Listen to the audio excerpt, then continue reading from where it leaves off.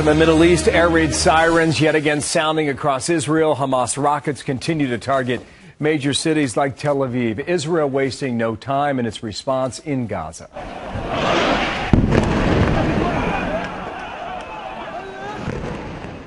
Running for cover in Gaza in this video, an Israeli missile strike in the Gaza Strip that hit the home of a militant leader. But concerns of another front overnight opening up in the north. Rockets fired by militants in Lebanon, also hitting Israel. All this as President Obama says the U.S.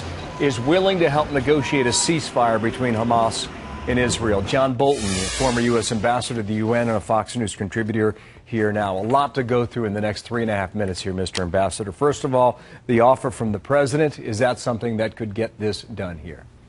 Well, it's not really an offer. It's an implicit exercise of pressure against Israel not to take really significant steps against Hamas in the Gaza Strip or now in Lebanon against Hezbollah. And I think that's part and parcel of the Obama administration's strategy, which is to prevent Israel from really doing something that could result in a more secure environment in Israel. I think it's unfortunate. It sounds like a good thing, but it's going to have the opposite effect. I don't know if you have a monitor in front of you, but for our viewers at home, this is what we're showing them, Mr. Ambassador. Gaza Strip is the center of the action now. That's where Hamas is governed, okay? Overnight, we got the rockets fired here from southern Lebanon into the northern part of Israel. Not quite sure what is happening up there, but I'll ask you about that in a second.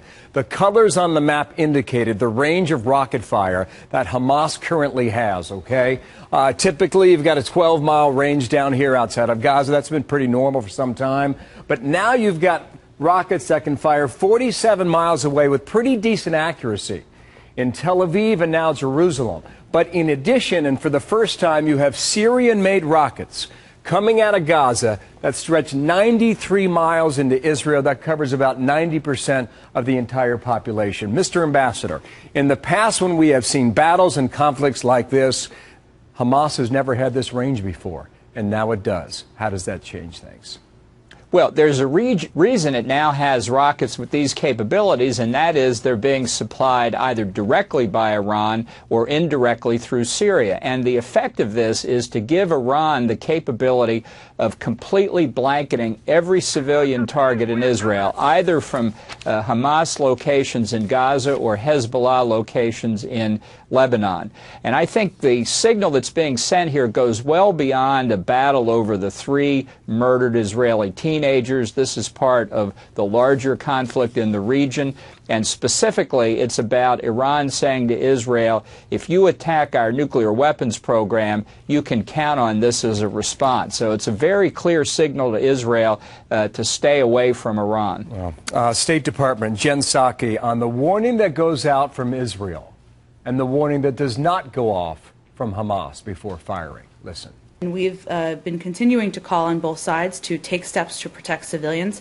I would note that while the Israelis have taken steps to try to prevent civilian casualties by providing warning in advance, that is not what, of course, Hamas is doing, and they have continued their indiscriminate attacks against including civilian areas in Israel. You wonder how far Benjamin Netanyahu is willing to go in Gaza, whether or not there will be a land invasion there. That to the side. Is the north the next front?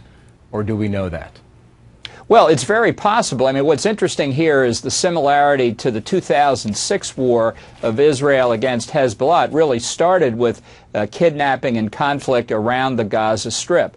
But this is why the Iranian supply of finance and weapons to Hezbollah in the north in Lebanon and Hamas in the Gaza Strip is so important. They've got Israel covered on both sides, so that an increase in rocket fired out of Lebanon combined with what's going on in Gaza is meant to and clearly does put a lot of strain on Israel, on its civilian population, and on its political leadership. And when you consider that the environment in the region is much worse than 2006, Syria is already in chaos, Jordan under enormous stress, and on, you can really see why what's happening now has the potential for much wider conflict. And another significant fact, the United States is almost absent here. John Kerry is in Beijing negotiating a global warming treaty. Right. I would expect him to make a move on this very soon. We'll watch for that over the weekend. We'll see what happens there. John Bolton, thank you. out of you. Washington on that.